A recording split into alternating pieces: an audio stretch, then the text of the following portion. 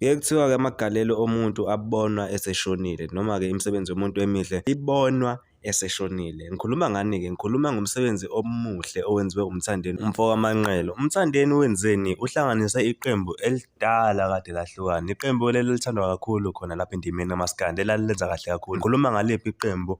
uChillies neNdiya. uChillies neNdiya kuyaziwa ukuthi kwaba ney'nxushunxushu-ke ezenzeka phakathi kwabo bagcina sebehlukana. uChillies-ke siyamazi ukuthi wayegidangoma likaMgqumeni nje kudala ngekhaza kudala kusadluliselwe bona-ke oMgqumeni noMjongiseni. Wayegidela uMgqumeni njengoba-ke kade segidela Igcokama Elisha.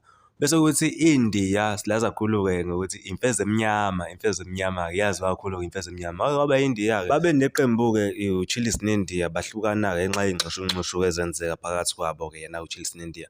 Okay, ziqhubekile-ke zangena-ke iy'ncomo-ke abantu bencoma-ke uMthandeni Manqele ngokuthi ahlanganise lezi nsizwa lezi qale phansi kushe umsebenzi. Hhayi cha impela hhayi usebenzile uMthandeni, akulula phela ukuhlanganisa abantu asebehlukene kakhulukazi abahlukanisa ngokuthi bexabane. uChillies neNdiya emva kokuba bexolelene sebebuyelene nje sebesebenza ndawonye bavele nje basethi pu nge-EP. EP ungayi-check-a kuzo zonke-ke iy'ndawo la ey'dayisayo lezi zomculo kakhulukazi online ko-YouTube, DistroKid nakwezinye iy'ndawo. Ngicela ukuthi ucindezele nje usubscribe lapho uphinde ulike. Ngithi mina danke lapho.